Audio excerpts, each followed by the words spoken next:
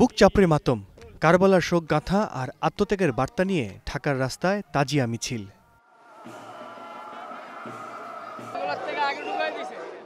প্রতীকী দুলদুল ঘোড়া, ইমাম হোসেনের প্রতীকী কবর আর নিশান উড়িয়ে পুরান ঢাকা থেকে এ যাত্রা ধানমন্ডিতে তৈরি করা প্রতীকী কারবালার পথে। এবং মওলা হুসাইনের শানে সুখবর দিয়ে গেছিলেন যে ইসলামের জন্য তোমরা নিজেকে বিলীন করে ফেলো, মানব জাতির জন্য নিজেকে বিলীন করে একে অপরের সঙ্গে মিলেমিশে চলো। ইসলাম শান্তির ধর্ম, ইসলামের জন্যই আসছি এখানে আমরা। এই যে আমাদের ইমাম হাসান, ইমাম হোসেন, আমাদের মা ফাতেমা বুক খালি হয়েছে, আমরা আসলে এগুলো শোক পালন করতেই আসছি। সবাই আজ দলমত নির্বিশেষে এক হয়েছে, ওনার প্রতি সৌহার্দ্য, ওনার প্রতি একাত্মতা প্রকাশ করেছে। তিনি মানবতার জন্য যে নিজের জীবন বিসর্জন দিয়েছেন সেই দিনটাকে আজ সবাই মিলে স্মরণ করছে আমরা। অন্যায়ের বিরুদ্ধে ইমাম হুসাইন রাদিয়াল্লাহু তাআলা আনহুর আত্মত্যাগ সর্বজনীন এক প্রেরণার উৎস, তাই শোক মিছিলে শামিল ভিন্ন ধর্মের মানুষও। আমি 3 দিন আগে থেকে নিরামিষ খাই, মালা পড়ি, আর মহরমের দিন ওই দুধ দেয় আর কবুতর ছাড়ি।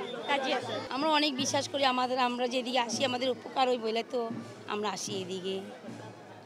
আমাদের আবার কি ছেলের মানুষে আসে যাই আর কি, আমাদের মনে কামনা পুরো হয়, আসি, আমাদেরকে অনেক ভালো লাগে এদিকে। আমরা জন্ম থেকে এটাই, আমাদের ওই দাদি দাদা সবাই, বাপ মা সবাই আমরা খুব মানি। আমরা বিশ্বাস করে দেই, আমি ধর্ম রেখে ভক্তি বিশ্বাস করি, এই কারণে আমি বিশ্বাস করি দুধ নিয়ে। আমার মেয়ে একটু অসুস্থ, মেয়ের অসুস্থভাবে আমি বিশ্বাস করি দুধটা খাওয়ালাম, ভগবানে মাফ করুন যেই অসুখ হয়েছে, এই জন্য বিশ্বাস। অবশ্য ভারতের বিভিন্ন স্থানে হুসাইনি ব্রাহ্মণরা ঘটা করেই আশুরা পালন করে থাকেন। তাদের বিশ্বাস কারবালার প্রান্তরে শহীদ হন ভারতের এক হিন্দু শাশ্বত ব্রাহ্মণ, যার নাম রিহাব সিদ্দত। এমনকি ওই যুদ্ধে তার 7 পুত্র শহীদ হন। এই বিশ্বাসীদের মহিয়াল ব্রাহ্মণ নামেও ডাকা হয়।